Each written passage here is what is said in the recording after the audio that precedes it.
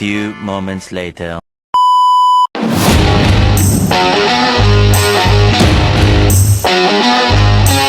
A few moments later. Halo teman-teman, selamat datang di video pembelajaran kita berdua. Kita siswi dari SMP Negeri 1 Talun. Kita akan belajar bab 4 sistem komputer. Ada apa aja sih di bab 4? Ayo kita belajar bareng-bareng. Halo teman-teman, nah di video kita kali ini kita akan belajar tentang informatika, yaitu tentang bab 4 sistem komputer. Ayo kita belajar. Nah, sebelum masuk ke video pembelajaran, kita kenalan dulu yuk.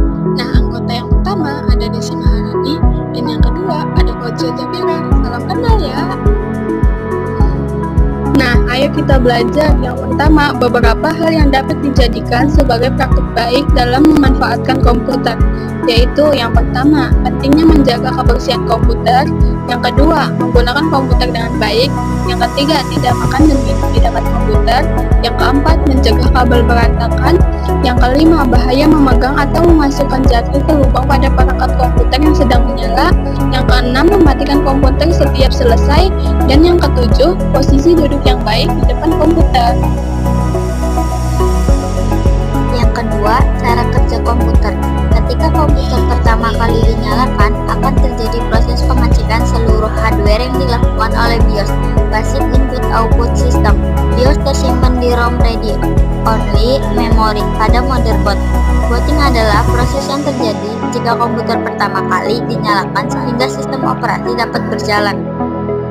Nah, yang ketiga, cara kerja CPU. Yang pertama, CPU reset. CPU reset bekerja dengan menerima sinyal khusus dari tombol reset atau perintah perangkat lunak yang mengembalikan semua transistor di CPU ke keadaan awal yang telah ditentukan, memicu proses booting dari awal lagi untuk membersihkan data sementara dan memulai ulang semua komponen. Yang kedua, CPU pause.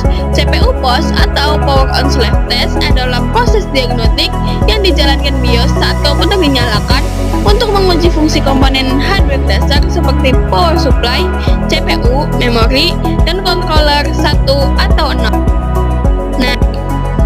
Nah, yang keempat yaitu cara menyalakan komputer. Untuk menyalakan komputer dengan call boot atau call starting, kamu perlu memastikan komputer mati sepenuhnya, lalu tekan tombol daya pada casing komputer.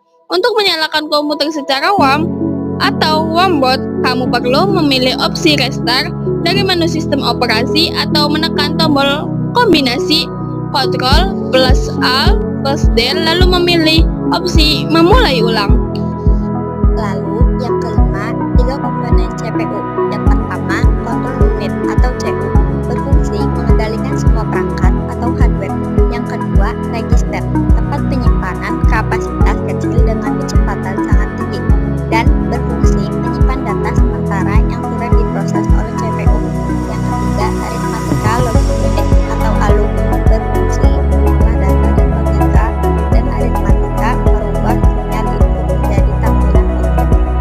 Dan yang keenam, gerbang logika, dasar pembentuk sistem elektronik digital yang berfungsi merubah sinyal menjadi sinyal output sesuai aturan logika atau 0 dan 1. Nah, ada beberapa simbol logika. Yang pertama, NOR. NOR bernilai 1 jika semua inputnya 0. OR bernilai 0 jika semua inputnya 0. Yang ketiga yaitu NAND bernilai 0 jika semua inputnya 1. Dan yang keempat, AND bernilai 1 jika semua inputnya 1. XOR bernilai 1 jika semua inputnya berbeda. XNOR bernilai 1 jika semua inputnya sama. Nah, yang terakhir ada NOT bernilai kebalikan. Nah, yang terakhir contoh gerbang logika. Nah, cara mengerjakannya tahap ya. 1. NOR akan masuk ke gerbang logika OR dan akan menghasilkan output 1. 1 itu akan kembali diinput oleh gerbang logika N, yaitu 1 dan 1 ketika dimasukkan ke dalam